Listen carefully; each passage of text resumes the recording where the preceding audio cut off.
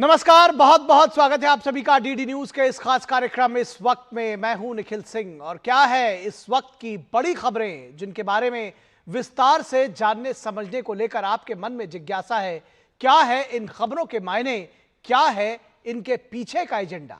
बात करेंगे बिहार की, जहां सत्ता संग्राम में फंसा हुआ है गठबंधन और महागठबंधन को मानने से अब तो एनडीए ने इनकार कर दिया है। वो कहता है कि महागठबंधन में महायुद्ध है, अब कोई महागठबंधन नहीं क्योंकि गठबंधन इनका पूरा नहीं हो पा रहा है। क्या है गठबंधन की गांठ, इस पर हम विस्तार से चर्चा करेंगे। बात होगी बिहार की सियासत की, बात कर्नाटक की भी होगी जहां संघ की शताब्दी यात्रा पर सरकार का नो है। सिद्धरामैया सरकार ने नो कर दिया है संघ की शताब्दी यात्रा पर। आखिर क्यों, इसके पीछे का एजेंडा क्या है, इसके पीछे की सियासत क्या है, संघ से इतना खौफ क्यों खाते हैं दूसरे दल, इस पर हम विस्तार से चर्चा करेंगे। बात होगी पश्चिम बंगाल की भी, जहां बीजेपी नेताओं पर हमले जारी हैं और इसको लेकर के आरोप प्रत्यारोप के दौर भी लगातार जारी हैं। क्या एसआईआर इसके पीछे की एक बड़ी वजह है? होंगे कई अहम सवाल और जवाब, लेकिन सबसे पहले इस वक्त की हेडलाइंस।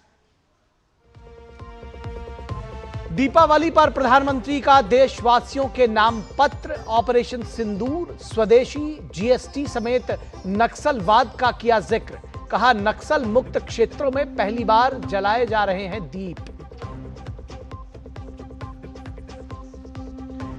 जो क्षेत्र नक्सलियों के आतंक से कांपते थे, आज वहां सड़कें, अस्पताल, स्कूल और कॉलेज।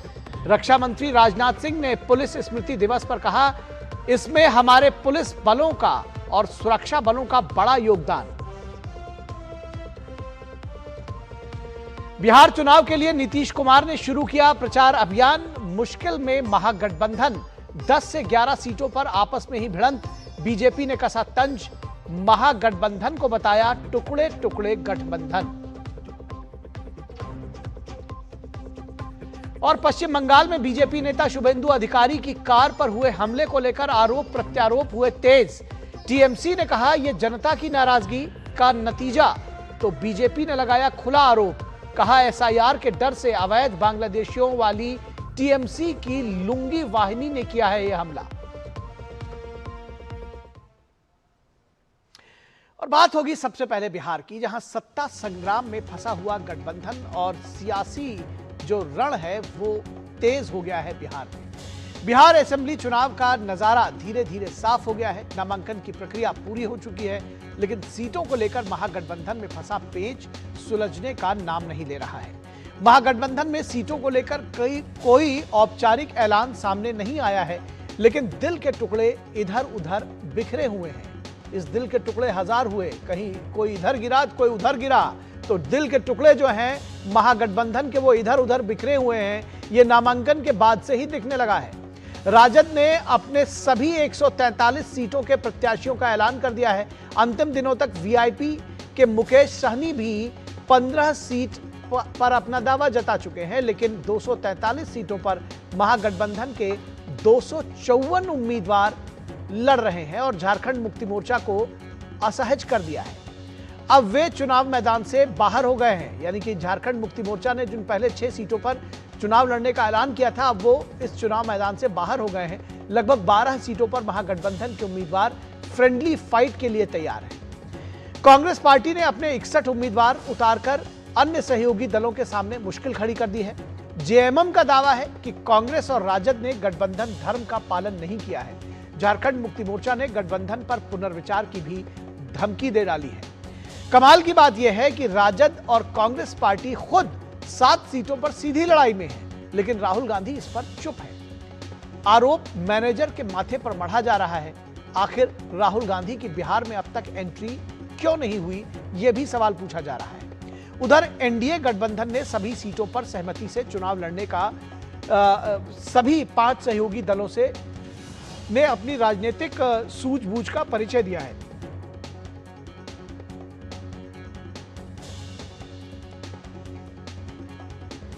महागठबंधन जिसे फ्रेंडली फाइट और फ्रेंडली मैच कहकर तकरार को कम करने की कोशिश कर रहा है, वहीं कार्यकर्ता इस बात से कंफ्यूज हैं कि नेता नीति में इतना झोल आखिर क्यों है।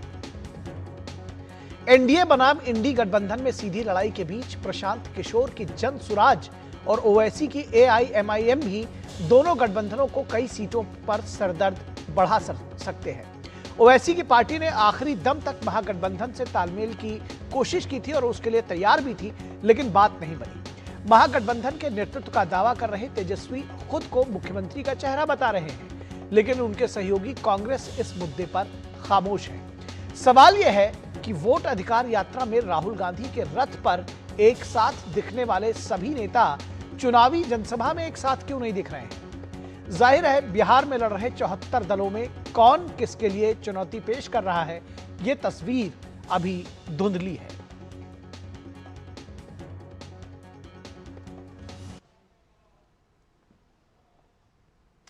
तो बयानों के तीर भी चल रहे हैं बिहार में। बीजेपी नेता दिलीप जायसवाल ने कहा है कि महागठबंधन के टिकट और उम्मीदवारों के चयन में इनके संस्कार दिखाई देते हैं।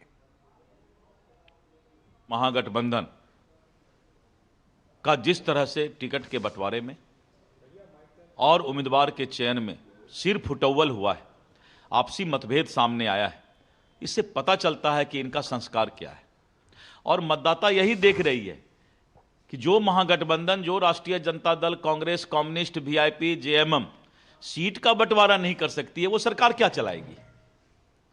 और उन्होंने अपना चेहरा मतदाता को दिखा दिया कि हम सीट का बंटवारा नहीं कर सकते हैं, तो सरकार चलाने का उसको कोई हक नहीं है। और वही जेडीयू के संजय झा का कहना है कि जो लोग सीटों के लिए इतनी मारामारी कर रहे हैं, वो बिहार की जनता के लिए क्या ही कर पाएंगे।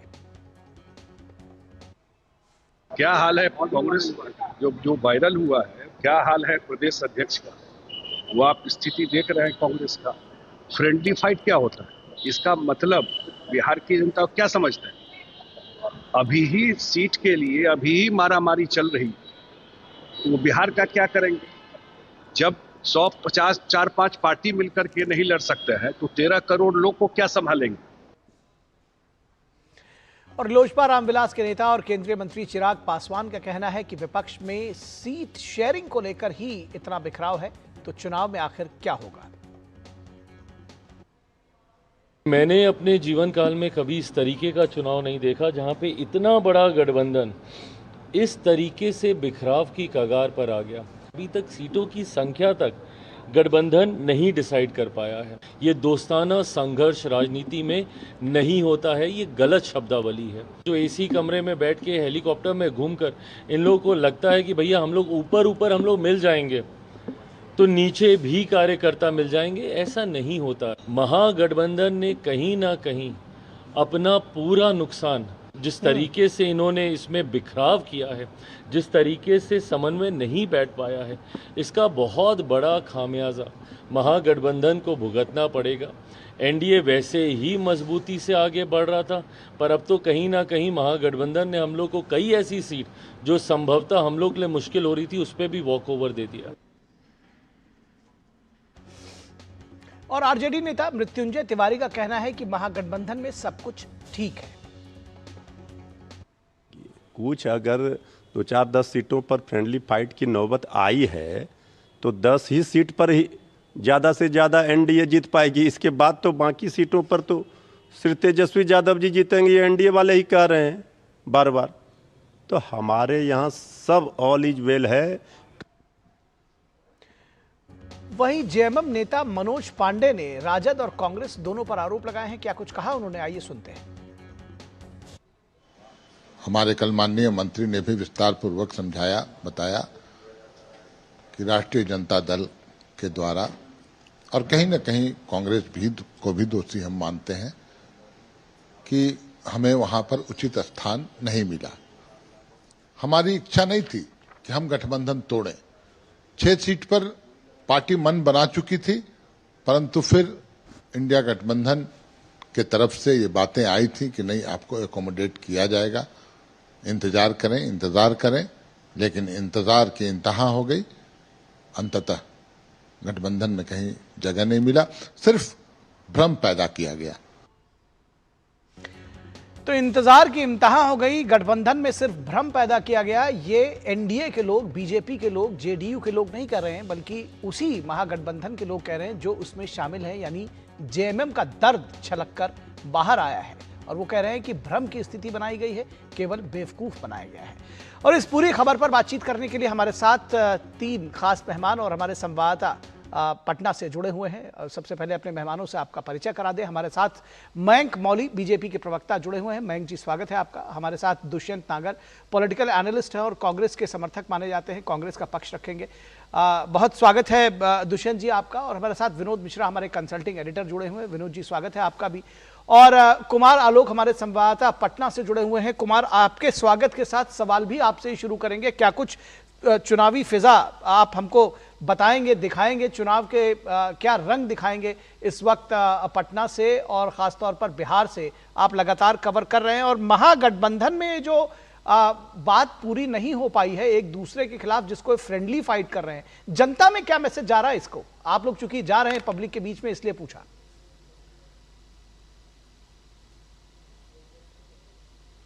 देखिए, अभी जो पॉलिटिकल पार्टीज का स्टेटमेंट आ रहा था, चाहे वो चिराग पासवान हो, चाहे और भी जो एनडीए के नेता हैं, दिलीप जायसवाल हो, ठीक है, पॉलिटिकल पार्टी के जो विपक्ष में होगा तो वो बात कहेगा, विरोध करेगा, अपने जो विरोधी दल है उनका विरोध करेगा।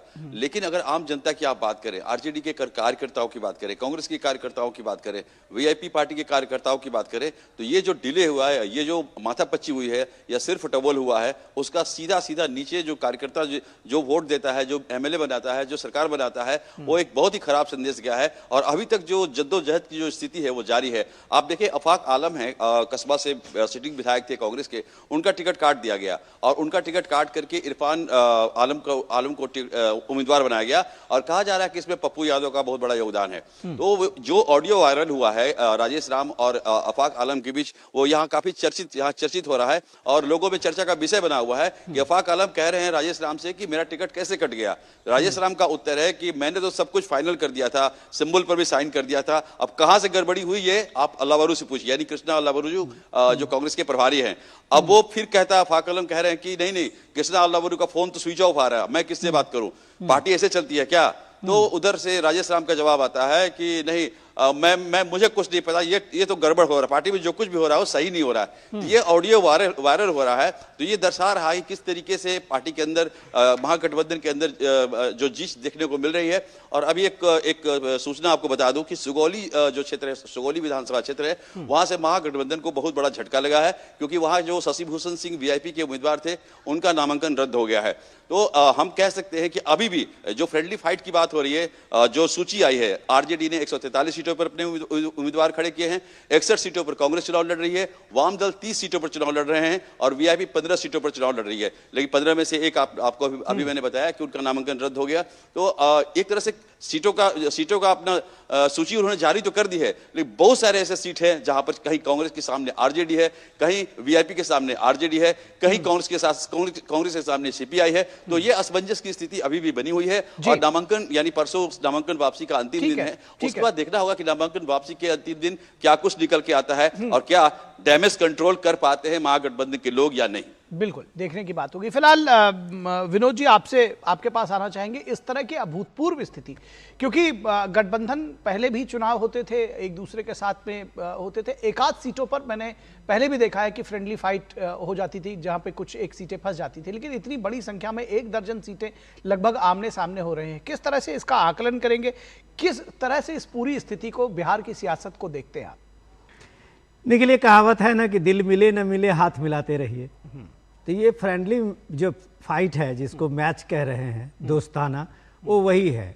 नेता और नीति में अगर दिल नहीं मिल रहा है तो आप ये सीधे सीधे देखिए कि ये हाथ मिलाने की कवायद जो है वो सीधे सीधे पावर शेयरिंग की है। ये पावर शेयरिंग की ये है कि ये जनादेश से एक पावर मिलती है और वो जनादेश का इनको किसी को भी ये पता नहीं होता है कि जनता का रुझान क्या है, जनता किस मुद्दों पे वोट करने जा रही है। बिहार का ये इलेक्शन जो है, जो काफ़ी पूरी दुनिया में एक तरह से आप देखें कि लोगों की नज़र है, लेकिन इस मामले में महागठबंधन ने जिस तरह से सीट शेयरिंग से लेके और लास्ट फेज के नॉमिनेशन तक जो रुख अपनाया है, वो बात तो शायद उनके लिए ठीक नहीं है। क्योंकि आप अगर इस मामले में एनडीए की तरफ से देखें तो 243 सीटों को लेके एनडीए में भी थोड़ी मोड़ी ये सब चीजें चली थी, लेकिन जितने शानदार तरीके से एनडीए ने अपने अपने उम्मीदवारों को नामांकन करवाने में कामयाबी हासिल की है और हर सीटों पर लगभग उनका चुनाव प्रचार के मामले में भी आप कह सकते हैं कि काफी आगे बढ़त है। उसको भी प्रचार प्रसार में भी एनडीए का हर उम्मीदवार अपने अपने क्षेत्र में, उसके बड़े नेता अपने अपने क्षेत्र में लगे हुए हैं। तो आप इस मामले में इस चीज को देखिए कि एक बड़ा कम्युनिकेशन गैप है। राहुल गांधी वोट अधिकार यात्रा से जितने 15-20 दिन बिहार में तपाए और वो लग रहा था कि एक चुनाव के माहौल में, एक फिजा में राहुल गांधी एक बड़ी अपनी एक उपस्थिति दर्ज कर रहे हैं। लेकिन अब ये दूसरे फेज के नामांकन के बाद भी जो आप ये देखिए कि राहुल गांधी की मौजूदगी कहाँ है। अगर वो अपने मैनेजरों के हवाले बिहार को छोड़ के बिहार में अपनी उपस्थिति चाहते हैं तो फिर तो ऐसी उपस्थिति उन्हीं को मुबारक।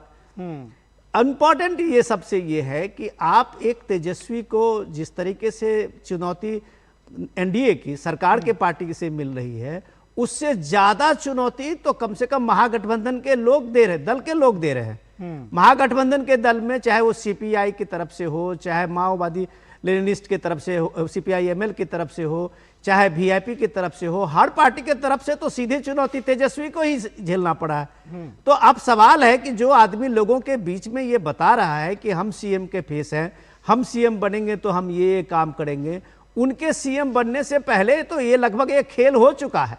तो बिहार के लोग अब इस चीज को किस तरह से देखते हैं ये तो भी वक्त बताएगा, लेकिन जो स्थिति है वो मुझे तो अब तक एक स्थिति साफ तो नहीं दिख रही है। ठीक है दुष्यंत नागर, बड़ी विषम परिस्थिति है महागठबंधन के लिए और कांग्रेस के लिए भी। आप देखिए कि जिस तरह से आमने सामने हो रही है, फ्रेंडली फाइट आप लोग भले ही कहते रहे, लेकिन कम से कम जो जनता है वो उसको देख रही है। एक बात तो आपको क्या लगता है कि कहां चूक हो गई? क्या तेजस्वी यादव को समझाने में कांग्रेस के लोग सफल नहीं रहे? राहुल गांधी ने क्यों नहीं इंटरवीन किया? बहुत सारे सवाल हैं।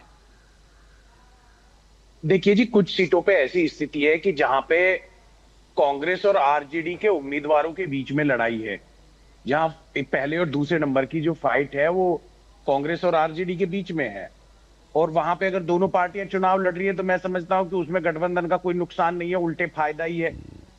रही बात कि भाई इससे नुकसान हो जाएगा, दोनों पार्टियां लड़ रही हैं, तो ऐसा एनडीए की तरफ भी है।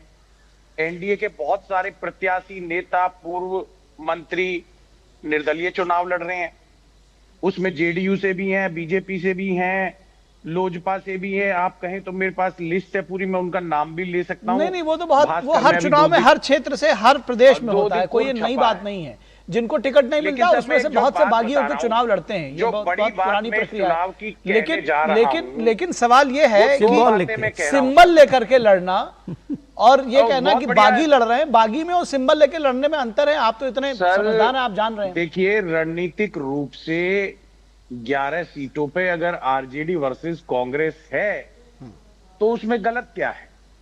वहां किसी तीसरी पार्टी को मौका ही नहीं है। तो ये बात तो पहले अनाउंस कर देनी चाहिए थी। ये बात तो पहले अनाउंस कर देते कि भाई 12 सीटें ऐसी हैं, 11 सीटें ऐसी हैं जहां हम लोग आपस में लड़ेंगे, क्योंकि वहां बीजेपी और दूसरे दल है ही नहीं है। तो ये तो अनाउंस कर देते। निखिल जी, परिस्थितियों के अनुसार फैसले लिए जाते हैं और आज परिस्थितियां ऐसी हैं, कांग्रेस के पक्ष में माहौल है। कांग्रेस तो परिस्थितियां ऐसी हैं दुष्यंत जी, बिल्कुल ठीक है, कांग्रेस के पक्ष में माहौल होगा। प्रत्याशी को उतारा है, कांग्रेस को भरोसा उनका प्रत्याशी जीतेगा, और अगर किसी वजह से आरजेडी का भी जीत जाता है तो बात तो घर की घर में ही है, कोई दिक्कत नहीं है जी। ये दिखा रहा है। देखिए, आज हर न्यूज चैनल पे, हर मीडिया डिबेट में कांग्रेस और आरजेडी का डिस्कशन हो रहा है। नागर साहब, आपने इतना बढ़िया डिफेंड किया है, मतलब ये मानना पड़ेगा। मतलब आप लोग एक सीट, आप एक कुल मिलाकर 243 सीटों को आप लोग मिलकर अनाउंस नहीं कर पाए। जो आपके यहाँ पर टिकटार्थी हैं वो कुर्ता फाड़ के वो रो रहे हैं लालू प्रसाद यादव के घर पे, कहीं कोई किसी के सामने टिकट बेचने के आरोप लगाए जा रहे हो। आप कह रहे हैं कि भाई फ्रेंडली फाइट हो रही है और अगर घी गिरेगा तो दाल में ही जाएगा, कोई बात नहीं, ये जीते चाहे वो जीते। बहुत बढ़िया सर।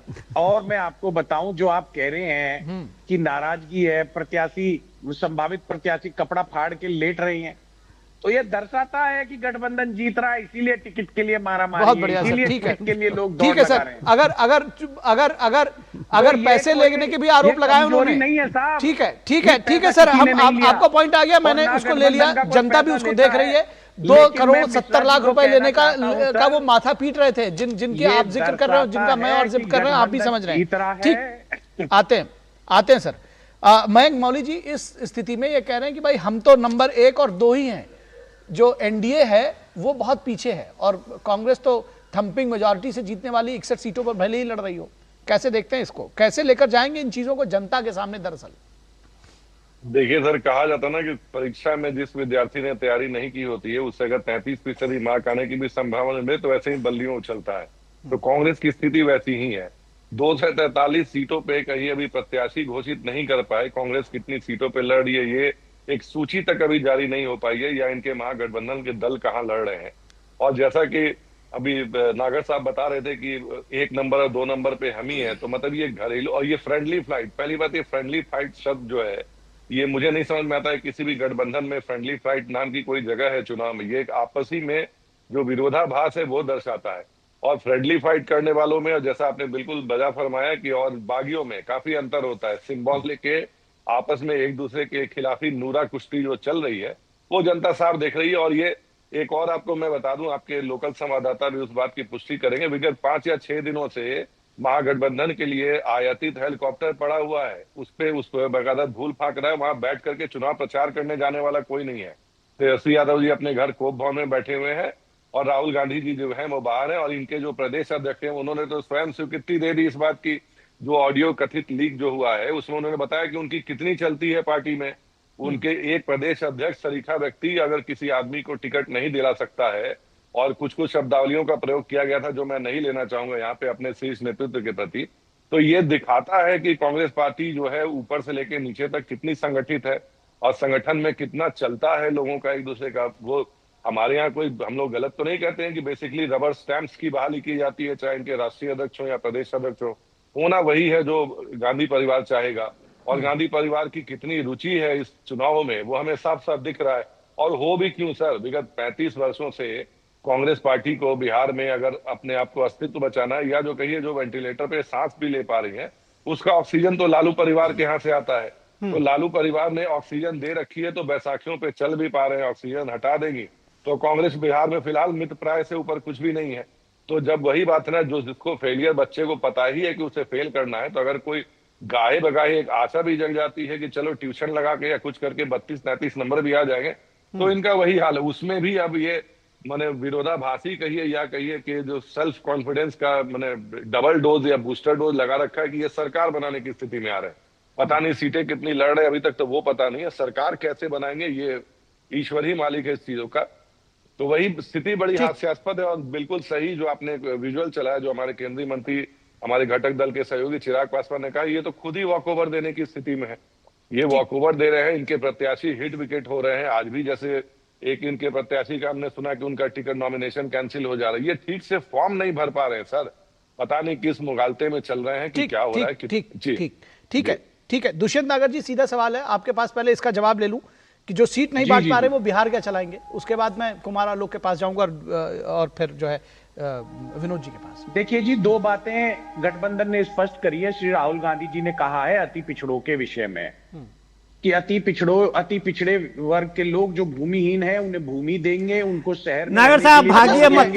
ये तो ठीक है सर, ये जो जब हम मैनिफेस्टो पे चर्चा करेंगे तो ये इस पे कर ले आएंगे, कोई दिक्कत नहीं, आप बता लीजिएगा। हम एक बात और आपसे जो आप अभी जवाब देंगे उसमें एक चीज और पूछना चाह रहे हैं, ये गलती कहां पे हुई, किससे गलती हुई आपको लगता है? राहुल गांधी से गलती हो गई या तेजस्वी यादव ही नहीं माने, उनको मनाया नहीं जा सका, तेजस्वी की गलती रही, अपरिपक्वता रही? कांग्रेस के लोग कह रहे हैं कि तेजस्वी अपरिपक्व है। देखिए जी, जिसे आप गलती कह रही हैं ये एक मास्टर स्ट्रोक है। अच्छा, दोनों दलों के लोग जहां प्रभावी हैं, जहां दोनों दल स्ट्रांग है, अगर वहां आपस में लड़ रहे हैं तो इसमें बुराई क्या है? नहीं, कोई बुराई नहीं है सर, लेकिन एक लिस्ट जारी कर देते। सुनिए तो सर, एक लिस्ट जारी कर देते कि भाई हम इतने पे एक साथ मिलकर लड़ेंगे। जनता पार्टी अरे सुन तो लीजिए सर, अरे सुनिए सर, सुनिए, एक लिस्ट जारी कर देते तब ये माना जाता कि ये मास्टर स्ट्रोक है। मास्टर स्ट्रोक है ये। अरे मास्टर तो स्ट्रोक लिस्ट जारी कर देते ना उसकी पहले। करेंगे सर, लिस्ट में इनका मेरे चुनाव के बाद निखिल लोगों की सूची निखिल एक मिनट नागर साहब सुनिए मैं आपको कंटेंट दे रहा हूँ, सुनिए तो सही। अरे सर हम बहुत सुन लिए आपका। 35 बागी चुनाव लड़ रहे हैं। अच्छा नागर साहब हम एक चीज आपको बस एक सलाह, एक छोटी सलाह तो ले लीजिए हमारी सी। अभी तक आपके राहुल गांधी, प्रियंका गांधी, अपने खड़गे साहब पार्टी अध्यक्ष कहाँ हैं? बिहार के चुनाव में आपने कोई रैली, अभी सुन तो लीजिए, बिहार के चुनाव में क्या राहुल गांधी की कोई मौजूदगी है? ये भी शीर्ष नेतृत्व का कोई बड़ा प्लानिंग है? सुनिए एक मिनट सुनिए, आप इधर उधर की बातें करते। अरे सर हम लोगों के पास समय कम होता है। देखिए कोई चीज आप अगर डिस्कस कर रहे हैं चुनाव पे, हम लोगों के पास समय कम होता है, इधर उधर की बात करने से कोई फायदा नहीं है। सीरियस नोट पे आपको मैं सीरियस नोट पे आपको एजेंडा दे रहा हूं, आपको मैं सीरियस नोट पे एजेंडा दे रहा हूं। सीधे सिंपल से सुनिए, आप इलेक्शन पे चर्चा करने आए हैं, इलेक्शन के बिहार इलेक्शन पे आप चर्चा करने, इधर उधर करके क्यों आप फुटेज खा रहे हैं? सिंपल सी बात मैं कह रहा हूं, आपसे पूछा जा रहा है कि आपके नेता कहाँ है बिहार? पहले भी मैंने पूछा था, आपने उसका जवाब नहीं दिया। कहाँ है सर? एक बात बताइए निखिल जी, नॉमिनेशन चल रहा था, नॉमिनेशन कराएं या बड़े नेता आके उन नेताओं को अपने साथ इंगेज करा लें? पिछले 2 हफ्ते में अमित शाह की 3 यात्रा हो चुका है बिहार में। रणनीति ठीक नहीं है। आप बिहार के सारे शीर्ष नेतृत्व को देखिए कि बिहार में एनडीए के जितने चीफ मिनिस्टर हैं वो प्रचार में लगे हुए हैं। मुख्यमंत्री चुनाव प्रचार में उतर आए। 6 रैलियां हो चुकी है। आप देवेंद्र फडणवीस सीएम महाराष्ट्र की रैली हो चुकी है, मोहन यादव सीएम मध्य प्रदेश की रैली हो चुकी है, और आज से नीतीश कुमार की भी रैली शुरू हो गई। आप यहाँ गोल गोल बातें करके घुमा रहे हैं। सर मैं सीधी बात करता हूं, पर क्या करूं, मैं सच्ची बात करता हूं मिश्रा जी, इसलिए आपको मेरी बात अच्छी नहीं लगती। ठीक है सर, मैं चाहता हूं आगे से ऐसी बात करने का प्रयास करूंगा जो आपको अच्छी लगे। नहीं सर, ऐसी बात करिए जो आपको खुद को अच्छी लगे। कोई बात नहीं है सर, ठीक है। मुझे लगता है कि इस देश में जो हमारे दर्शक हैं वो सब समझदार हैं, आपकी बात को समझ रहे हैं। ये आपका मास्टर स्ट्रोक है कि आपने लिस्ट नहीं जारी की है, आप लिस्ट जारी नहीं कर पाए हैं, ये आपका मास्टर स्ट्रोक है। आप अगर इसको लिए खुश हैं, स्वांता सुखाए, खुश रहिए, इसमें कोई कुछ कह नहीं सकता। लेकिन मैं कुमार आलोक के पास जाना चाहूंगा। कुमार आलोक, मैं चाहूंगा संक्षेप में थोड़ा ये बताएं कि पब्लिक के बीच में भी आप लोग घूमते हैं, ये जो महागठबंधन अपनी चीजों को सामने नहीं रख पाया, जो सिर्फ फुटअव्वल सामने दिख रहे हैं, इसका क्या इंपैक्ट पब्लिक में लग रहा है आपको?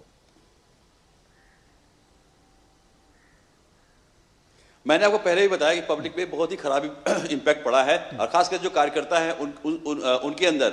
और दूसरी चीज और है कि कुछ महागठबंधन में ऐसा टिकट वितरण हुआ है जिससे कार्यकर्ताओं में बहुत क्षोभ है, और बहुत जगह बहुत सारे विधानसभा क्षेत्रों में खुलकर लोग विद्रोह कर रहे हैं। बात हो गई कि चुनाव प्रचार करने की, अभी जो हमारे प्रवक्ता है कांग्रेस के, वो कह रहे हैं कि अभी तो नॉमिनेशन ही हुआ है, लेकिन आप देखिए कि नॉमिनेशन के दिन से एनडीए का जो प्रत्याशी बड़े बड़े नेता है, योगी आए, हर बड़े नेताओं की या छोटे नेताओं जो भी थे एनडीए के, उसमें बड़े बड़े नेताओं का आगमन हुआ, और रैलियां भी हो रही है, चाहे वो देवेंद्र फडणवीस हो, चाहे योगी जी हो, चाहे और भी, जैसा कि विनोद सर ने बताया कि मध्य प्रदेश के मुख्यमंत्री हो। तो यहाँ एनडीए महागठबंधन के अंदर आप देखेंगे तो महागठबंधन के अंदर जो प्रत्याशी है वो तो जनसंपर्क कर रहे हैं, लेकिन कोई भी बड़ा नेता महागठबंधन का अभी तक अपने घरों से नहीं निकला है। ठीक है सर। मैं मौली जी चलते चलते एक सवाल मैं चाह रहा हूं कि जो दरअसल दुष्यंत नागर जी लगातार कह रहे हैं, बागियों को कैसे मैनेज करेंगे? सर दुष्यंत नागर जी की दुविधा समझ सकता हूं कि उन्हें ऐसी पार्टी और ऐसे गठबंधन को डिफेंड करना पड़ रहा है जिसमें कि कहिए कि चलनी के बराबर छेद है, किन किन छेदों पे पर्दा डालेंगे बेचारे। मैं उनकी व्यथा समझ सकता हूँ। बागियों की सर जहां तक बात है, लोकतंत्र में सबको अधिकार है लड़ने का, चुनाव लड़ने का, जिसको लड़ना था, जिनको टिकट पार्टी ने समझा आगे देने का, जिसको गठबंधन ने आगे समझा देने का, हमारे यहाँ एक बकायदा प्रक्रिया के तहत टिकट बांटा जाता है। और ये कोई हमारे यहाँ डायनेस्टी पॉलिटिक्स तो है नहीं कि राजा के बेटा ही राजा बनेगा। हाँ, हो जाता है कुछ लोगों को कि 3-4 बार या जब भी के विधायक होते हैं टिकट कटने पे रोज आना स्वाभाविक है, तो वो गए हैं लड़ने के लिए। तो एक प्रॉपर चैनल के तहत हमारे यहाँ बकायदा नीचे पन्ना प्रमुख से लेकर के ऊपर तक का फीडबैक आता है, उसके बाद से सीटें पे कौन सा उम्मीदवार होगा उस उम्मीदवार का चयन होता है। अब हमारे यहाँ तो ये जो कुर्ता फाड़ वाले जो राजद वाले हैं, या कहिए कि जो बड़ी बड़ी ब्रीफकेस वाला खेल तो होना नहीं है, तो उसको लेकर के थोड़ा सा दिक्कत है। सबसे पहली बात कि हम कैडर बेस्ड पार्टी है, हमारे यहाँ का सारा चुनाव वही है। और ये हमारी चिंता क्यों कर रहे हैं, मैंने तो पहले कहा, राजद के कार्यालय में पसरे सन्नाटे को देखिए, हेलीकॉप्टर जो कहिए जिसपे मकड़ी के जाले लग गए हैं, क्योंकि उसपे गठबंधन का कोई नेता हाथ धर के कहिए ऊपर आसमान में भी झूठा ही सही प्रचार करने को तैयार नहीं है। और इन्होंने कहा कि हमारे नेता क्या आएंगे, छोटे नेताओं के लिए नॉमिनेशन में क्या है। लोकतंत्र में कोई नेता छोटा और बड़ा नहीं होता, वो भी आपकी पार्टी का ही सम्मानित नेता है, जिसको कि आपकी पार्टी मैंने ने छोटा टिकट दिया। नेता नहीं कहा, कृपया आप करेक्शन करिए। संदर्भ सर आपका वही था। नॉमिनेशन के वक्त एक आदर्श आचार संहिता लागू होती है, संदर्भित आपने वैसा ही किया कार्यालय पे जाना ठीक होता है सर, इसलिए सर, बड़े नेताओं मैंने ने आपको आके इंटरप्ट वहां नहीं पर किया। व्यवस्था को बनाए रखने के लिए ये कार्य किया होगा। ठीक है, होगा। जी जी, आपने अंदाजा लगाया। ठीक। मैं समझ सकता हूँ। वैसा ही बिल्कुल जैसे कि आपके लोकल संवाददाता हैं या मिश्रा सर बताएंगे, जैसे इनके राष्ट्रीय अध्यक्ष जब आए थे, जब बक्सर की रैली में जब कहिए कि एकदम करोड़ों की भीड़ जब उमड़ पड़ी थी और सामने की 2 कुर्सियां भी नहीं भरी थी, तो वो उन कहिए कि परिस्थितियों से बचने के लिए वो नहीं आ रहे हैं, तो मैं ऐसा समझ सकता हूँ। उनको उस चीज को मुबारक हो।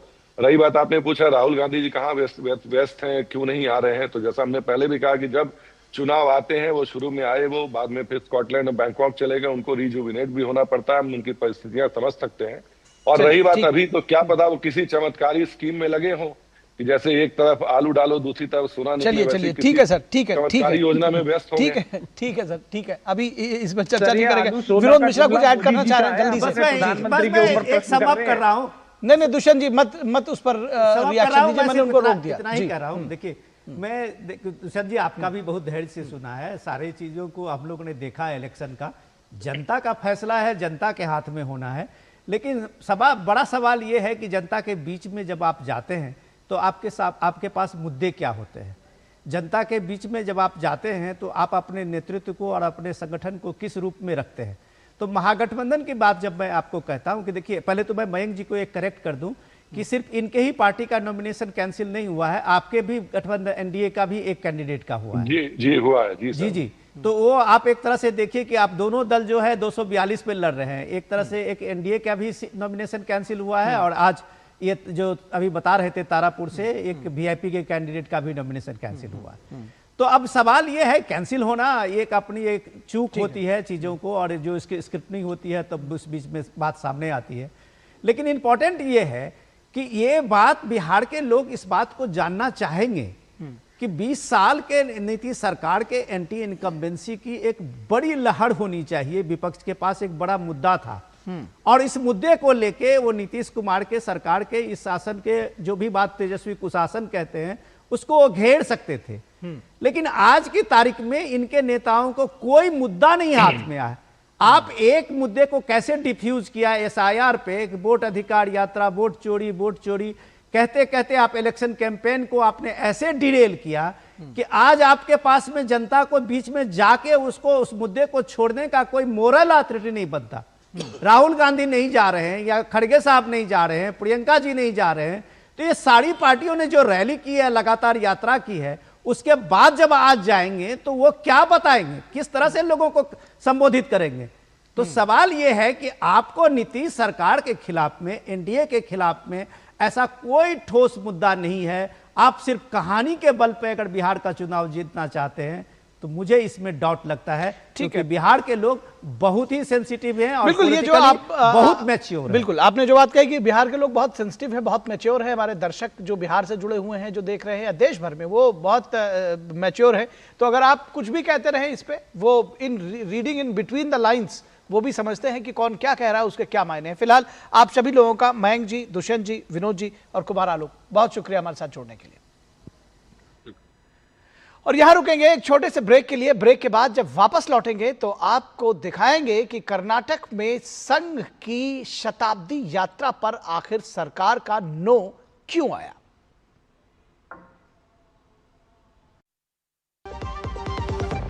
LIC युवा प्रोफेशनल्स के लिए लाए हैं नवजीवन श्री। करें नियमित प्रीमियम का भुगतान, जीवन बीमा का आनंद लें, प्राप्त करें प्रीमियम के प्रतिशत पर गारंटीकृत एडिशंस, अपने वित्तीय लक्ष्यों के अनुरूप मैच्योरिटी पर गारंटीकृत धनराशि पाएं। मौजूदा पॉलिसी धारकों के लिए आकर्षक अतिरिक्त लाभ आज ही खरीदें। मेरी पसंद। मेरी पसंद। मेरी पसंद। मेरी पसंद। हमारी पसंद। हम सबकी पसंद। मजबूत देश का मजबूत सरिया हो गया स्टील। ब्रेक के बाद एक बार फिर आप सभी का स्वागत है और खबर कर्नाटक से, जहां संघ की शताब्दी यात्रा पर सरकार को का नो हो गया है। राष्ट्रीय स्वयंसेवक संघ यानी आरएसएस अपनी शताब्दी यात्रा पर को निकालकर समाज के सहयोग और सरोकार की एक बेमिसाल तस्वीर लोगों के बीच साझा कर रही है। लेकिन कर्नाटक सरकार का सवाल संघ के योगदान को लेकर है और उसे प्रदेश में मार्च निकालने की अनुमति नहीं है। कांग्रेस पार्टी के अध्यक्ष मल्लिकार्जुन खड़गे के बेटे और सरकार के मंत्री प्रियांक खड़गे मार्च रोकने में सबसे आगे हैं और कानून व्यवस्था का हवाला देकर कर्नाटक में कोई भी कार्यक्रम होने देने के पक्ष में नहीं है प्रियांक खड़गे। कर्नाटक के चितपुर में आरएसएस के प्रस्तावित रूट मार्च और विजयादशमी के कार्यक्रम की अनुमति देने से स्थानीय प्रशासन ने मना कर दिया था। पुलिस प्रशासन ने का दावा है कि उसी मार्ग पर भीम आर्मी और भारतीय दलित संघ भी उसी दिन जुलूस निकालना चाहते हैं। इसमें झड़प होने की संभावना हो सकती है। प्रियांक खड़गे ने इससे पहले सीएम सिद्धारमैया को पत्र लिखकर सरकारी संस्थाओं और सार्वजनिक परिसर में आरएसएस की गतिविधियों पर प्रतिबंध लगाने की मांग की थी। मुख्यमंत्री ने तत्काल एक गवर्नमेंट ऑर्डर यानी जीओ भी जारी कर दिया था, सरकारी आदेश। ये अलग बात है कि सिद्धारमैया अब इस बात से इनकार कर रहे हैं कि उन्होंने संघ का इसमें नाम लिया था। लेकिन तत्काल प्रभाव से चितपुर में आरएसएस के सभी बैनर पोस्टर हटा दिए गए। संघ की ओर से हाईकोर्ट में भी याचिका डाली गई है। 2 नवंबर को इस पर सुनवाई हो सकती है। कर्नाटक बीजेपी का मानना है कि आरएसएस को मुद्दा बनाकर सिद्धारमैया सरकार आपसी कलह और भ्रष्टाचार से लोगों का ध्यान भटकाना चाहती है दरअसल। हालांकि कुछ जगहों पर स्थानीय स्वयंसेवकों ने छोटे समूहों में मार्च जारी रखा है।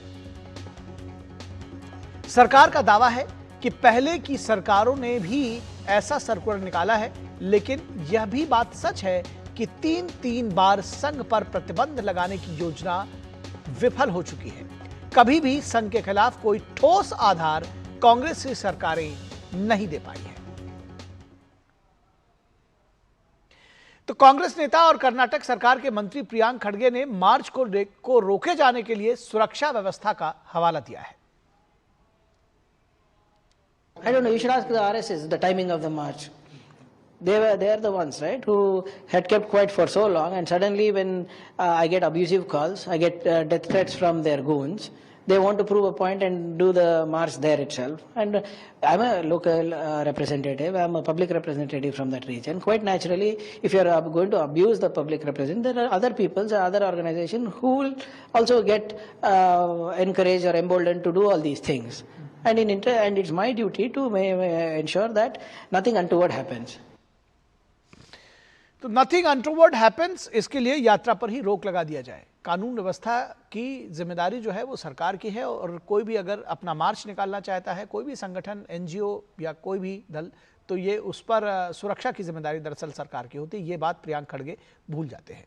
भाजपा नेता आर अशोक का कहना है कि सिद्धारमैया और प्रियांक खड़गे मुख्य मुद्दे से दरअसल लोगों का ध्यान भटका रहे हैं।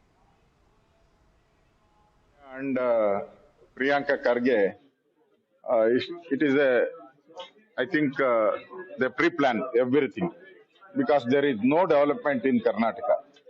There is no money in treasury. Pauper government, Congress government is the pauper government. So they want to divert the issue. That's why they brought the RSS issue and they decided in the cabinet. They are telling it is BJP regime. वहीं भाजपा नेता धीरज मुनिराजा ने प्रियांक खड़गे को संघ के बारे में जानने समझने की सलाह दी है। It's a wrong decision taken by the government. We condemn this decision. First of all, it is not RSS or any other organization. For example, now I run an organization which runs health camps each and every week, either on a Saturday or a Sunday. We run health camps in government schools. What are we supposed to do now? What is the hatred towards RSS? Do they know anything about RSS? I openly invite each one of them, especially Mr. Priyank Kharge, to come to one Parichaya Varg of RSS, an introductory session that RSS conducts. after knowing RSS, if there's something that you can talk, it is there. Simply because you're being, misguided by people. और इस पूरी खबर पर बातचीत करने के लिए हमारे साथ हमारी संवाददाता बेंगलुरु से ज्योति दफेदार जुड़ी हुई हैं। ज्योति के साथ ही साथ हमारे कंसल्टिंग एडिटर विनोद मिश्रा भी इस पूरे मुद्दे पर बातचीत करने के लिए जुड़े हैं। सबसे पहले ज्योति आपके पास आएंगे और ऑन ग्राउंड सिचुएशन क्या है ये आपसे जानना चाहेंगे, क्योंकि जो ये मार्च है वो अलग जगहों पर कम से कम आरएसएस तो निकाल ही रही है, और ये कहना कि वहाँ पर कानून व्यवस्था बिगड़ जाएगी ये कहते हुए और इसको रोक देना, किस तरह से देख रही हैं इसको?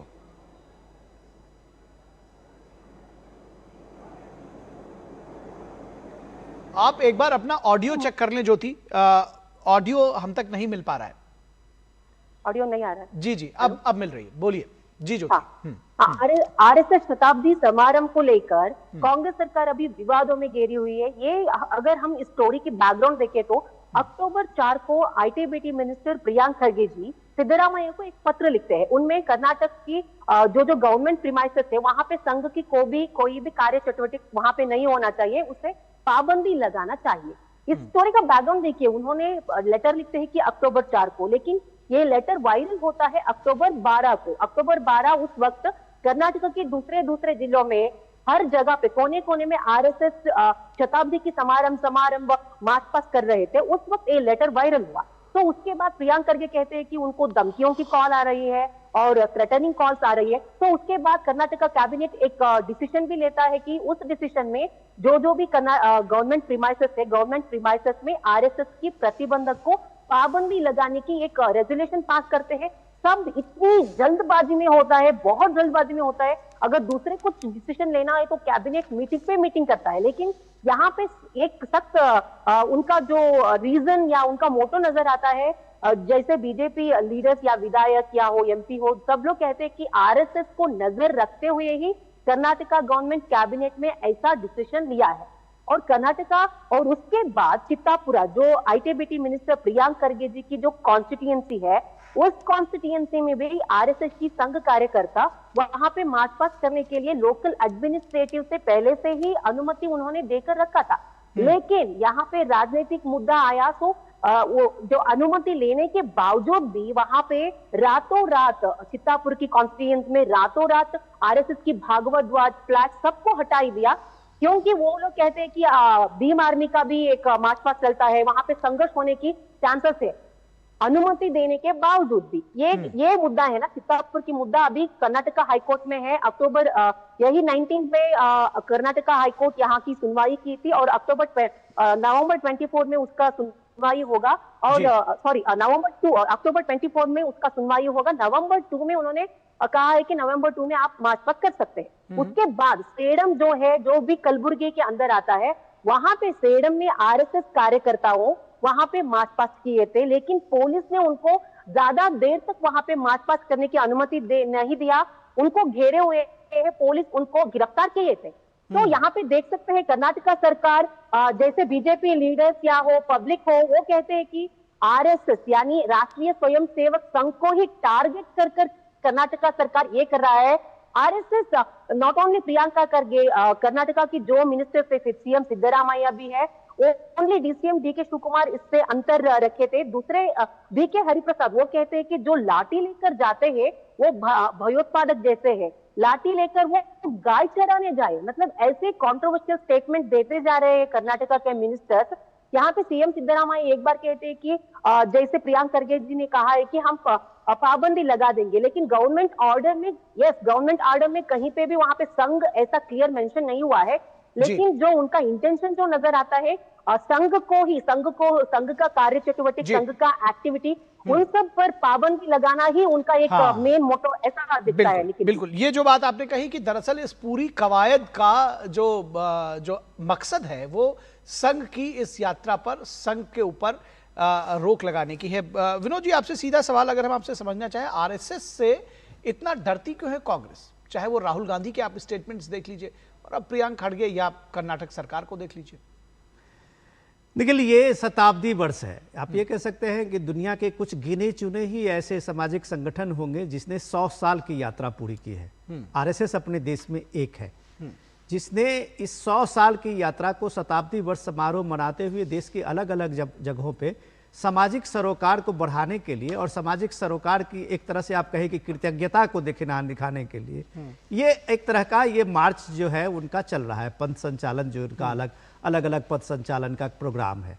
उसी की तरह से ये कर्नाटक के भी कई जगहों पे, जिसमें एक चित्तापुरा आता है, जिस जो कंस्टिट्यूएंसी है प्रियांक खड़गे का, वहाँ भी पथ संचालन के लिए ऑलरेडी पहले से भी उनको मिला हुआ था सरकार की तरफ से या प्रशासन की तरफ से आदेश। उसके बाद अगर प्रियांक खड़गे को अचानक ये रात में एक सपना जैसा आता है और उनको लगता है कि यहाँ पे कोई भीम आर्मी के भी लोग ये अपना रैली निकाल सकते हैं, कुछ और एक पैंथर्स पार्टी है उनकी एक रैली हो सकती है, और वो प्रशासन के तरफ से कहते हैं कि लॉ एंड ऑर्डर की प्रॉब्लम होती है, वो एक स्टोरी बनाते हैं, या फिर कह सकते हैं कि ये फेक स्टोरी है। फेक स्टोरी मैं इस दावे से कह रहा हूं कि अब भी कर्नाटक के कई जगहों पे आरएसएस के जो स्थानीय स्वयंसेवक हैं उन्होंने ये पथ संचालन किया है और बड़े मजेदार से किया है। अभी जो ज्योति अभी जो रिपोर्ट दे रही थी उसी में एक दो जगह पे वहां जो स्थानीय के आरएसएस के स्वयंसेवक हैं उन्होंने पथ संचालन किया है। कहीं कोई लॉ एंड ऑर्डर का प्रॉब्लम नहीं है, पुलिस ने ही एक तरह से जबरदस्ती करने की कोशिश की है। तो ये नैरेटिव्स जब वो देते हैं तो वो सीधे सीधे कांग्रेस की जो एक पुरानी अपनी एक रिवायत रही है संघ के लेके, और एक तरह से दुराग्रह रहा है कि संघ पे आप देखिए कि 3 बार अब तक 1963 से मुझे याद है कि 82 में और फिर 82 में और 75 के 6 में 3 बार संघ पे बैन लगाने की संघ के केंद्रीय सरकार की तरफ से कोशिशें हुई है, और हर बार एक तरह से आप सोचिए कि वो इस बात को लेके कहीं भी किसी भी कोर्ट में आज तक इस बात का कोई एक सबूत नहीं दे पाए कि संघ की कोई गतिविधि जो है वो देश के खिलाफ है या लोगों के खिलाफ है, जनहित में नहीं है। ये सारी चीजें उनकी एक पूरी जो कल्पना कपोल कल्पित जो इनकी कहानी है उस बात को वहां का पॉलिटिक्स दिखा रहा है कि 1 महीना पहले जब आप एक धर्मस्थला जैसे पवित्र स्थान को लेके आपने एक मूवमेंट चलाया और अपने आप जो जिसको आप व्हिसल ब्लोअर बनाया वो अभी जेल में बंद है, ये एक झूठ की कहानी आपने बनाई। दूसरा झूठ की कहानी आपने संघ के बारे में बना के आप अटेंशन डाइवर्ट कर रहे हैं। जो कर्नाटक की पॉलिटिकल सिचुएशन है उसमें ये कॉन्फ्लिक्ट जो है उसको ये चर्चा शायद उनको अटेंशन डाइवर्ट का बिल्कुल ये जो बात आपने कही कि अटेंशन डाइवर्ट करने का एक पॉलिसी जो है वो साफ तौर पर दिखाई देता है, और ज्योति भी काफी कुछ इस बात को उन्होंने बीजेपी को कोट करते हुए ये बात बताई थी। फिलहाल बहुत शुक्रिया ज्योति आपका और विनोद मिश्रा जी आपका हमारे साथ इस खबर पर जुड़ने के लिए। और यहां रुकेंगे एक छोटे से ब्रेक के लिए। ब्रेक के बाद जब वापस लौटेंगे तो बात होगी पश्चिम बंगाल की, जहां बीजेपी नेताओं पर हमले लगातार जारी हैं, हिंसा जारी है।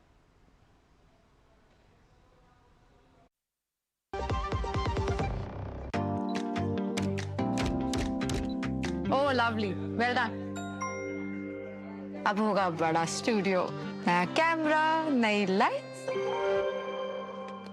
लगे हाथ नई कार भी ले लो उसी लोन से। नो, लोन लिए गए काम में ही लगाओ, समय से ईएमआई चुकाओ, क्रेडिट स्कोर बढ़ाओ और अगला लोन आसानी से पाओ। कार नहीं तो मेरी फोटो तो ले लो। आप कौन? आरबीआई कहता है वित्तीय समझदारी समृद्ध नारी। जब धरती चीर कर निकलता है लोहे का पत्थर और मिलता है मोंगिया के जोश से, फिर तपता है, पिघलता है और बनता है फौलाद।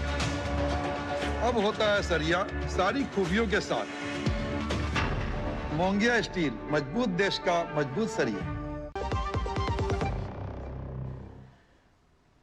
ब्रेक के बाद एक बार फिर आप सभी का स्वागत है और खबर पश्चिम बंगाल की होगी, जहां बीजेपी नेताओं पर हमले लगातार जारी हैं। ताजा जो शिकार हुए हैं वो शुवेंदु अधिकारी हुए हैं। पश्चिम बंगाल में अब बीजेपी नेता और नेता प्रतिपक्ष शुवेंदु अधिकारी की कार पर हमला हुआ दक्षिण 24 परगना जिले में, और शुवेंदु अधिकारी की कार पर हमला काली पूजा और दिवाली उत्सव के लिए शुवेंदु अधिकारी गए हुए थे।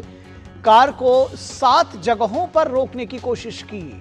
लालपुर मदरसे के सामने ये हमला हुआ। शुवेंदु अधिकारी ने एक्स पर हमले की घटना का वीडियो भी साझा किया है। एक खास समुदाय के लोगों पर हमला करने का शुवेंदु अधिकारी ने आरोप लगाया। उन्होंने लिखा कि आज मुझे कई बार अवैध बांग्लादेशी मुसलमानों के हमलों का सामना करना पड़ा। शुवेंदु अधिकारी ने आरोप लगाया कि टीएमसी की लुंगी वाहिनी ने यह अटैक किया है, और उनका यह भी कहना है कि एसआईआर के कारण अपने भविष्य को लेकर चिंतित हैं हमला करने वाले ये लुंगी गैंग के गुंडे, टीएमसी की लुंगी गैंग का उन्होंने हवाला दिया है। एसआईआर के बाद इन हमलावरों के नाम मतदाता सूची से हटा दिए जाएंगे, शुभेंदु अधिकारी कहते हैं। लेकिन तृणमूल कांग्रेस ने शुभेंदु के इन आरोपों को दरअसल खारिज किया है। टीएमसी के प्रवक्ता कुणाल घोष का उनका कहना है, उनका दावा है कि जो शुभेंदु अधिकारी के जो दावे हैं उनमें कोई सच्चाई नहीं है। साथ ही टीएमसी ने यह भी कहा कि ये जनता की नाराजगी का नतीजा है और इससे पहले भी बीजेपी के आदिवासी सांसद खगेन मुर्मू समेत 2 सांसदों पर जानलेवा हमला हुआ था। उत्तरी बंगाल में बाढ़ की स्थिति का मुआयना करने के दौरान खगेन मुर्मू और उनके साथ में जो विधायक गए थे उनके ऊपर हमला हुआ था। अवैध बांग्लादेशी घुसपैठियों पर इसके आरोप लगे थे कि उन्होंने हमला किया था। पश्चिम बंगाल में बीजेपी नेताओं और कार्यकर्ताओं पर लगातार हमले की घटनाएं होती रही हैं और हिंसा का ये कोई पहला मामला नहीं है। और शुभेंदु अधिकारी ने इस पूरे मामले पर क्या कुछ कहा, ये आपको सुनाते हैं। नहीं, वो तो मुझे फिजिकल अटैक किया। खगेन मुर्मू जी का पास बुलेट प्रूफ कार नहीं था, उन्होंने इंजर्ड हो गया। मेरा साथ बुलेट प्रूफ कार था, जो हुआ गाड़ी का शीशा में हुआ, गाड़ी का बॉडी में हुआ। अब देख लीजिए किस तरीके से के वुडन जो स्टिक है वो प्लाकार के साथ लगा हुआ था। Pre plan, all are Bangladeshi infiltrators, घुसपैठिया सब नोन। वो बांग्लादेश से सटा हुआ एरिया है, सुंदरबन एरिया है, वहां सब बांग्लादेशी मुसलमान आता है, मछुआरों का ड्रेस बना के आता है डेली। उस पूरा एरिया कुछ सरकार नहीं करेगा तो साउथ 24 परगना भारत से निकल जा रहा है। और आइए आपको सुनाते हैं कि टीएमसी के कुणाल घोष का क्या कुछ कहना है। ये सेम केस हो रहा है, इसका पीछा तृणमूल का कोई प्लान, तृणमूल का कोई ऑर्गेनाइज्ड कोई एक्शन उसमें नहीं है, क्योंकि हर जगह में पब्लिक को गुस्सा है भाजपा के ऊपर, उनका खुद का पॉलिसी के लिए। तो दरअसल जब ये कहा जाता है कि ये पब्लिक का गुस्सा है और ये उसकी पॉलिसी के ऊपर, तो ये पश्चिम बंगाल की आम जनता को हिंसक बताना हुआ। पूरे देश में कहीं ऐसा नहीं होता।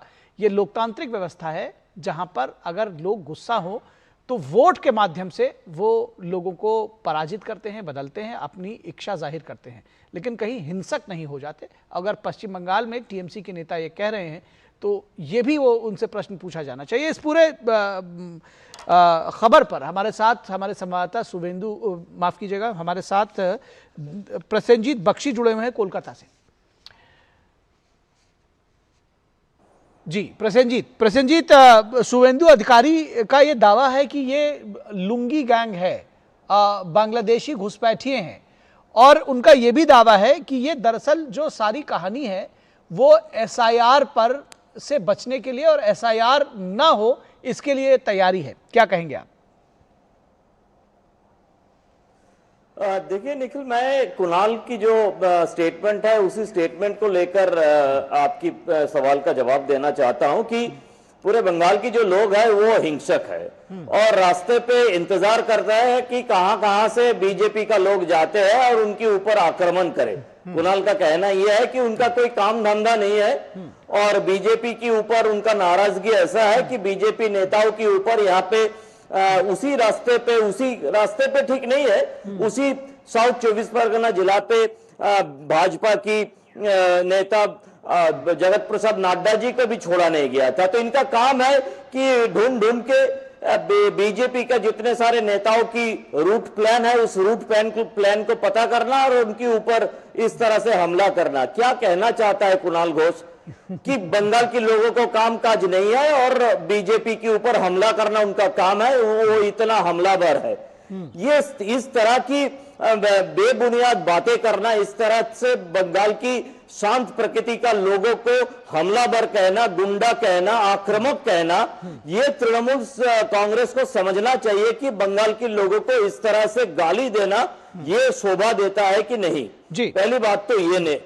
दूसरी बात यह है कि शुभेंदु अधिकारी की जो आरोप है उसके बारे में भी सोचना चाहिए। मुझे पता नहीं एसआईआर के बारे में जो इलेक्शन कमीशन है उसका क्या सोच है, आगे जाके क्या होने वाले हैं ये मुझे पता नहीं है, लेकिन एक लीडर ऑफ अपोजिशन की जो आरोप है, हो सकता है कि उसके पीछे कोई कारण है, लेकिन जो कुछ भी हो रहा है, जिस तरह से ममता बनर्जी लोगों को पिछले कई दिनों से उस्काने की काम कर रही है, उससे लगता है कि किसी ना किसी तरह से जो बीएलओ है, जो बीएलए है, इन लोगों को डराने की काम ममता बनर्जी कर रही है।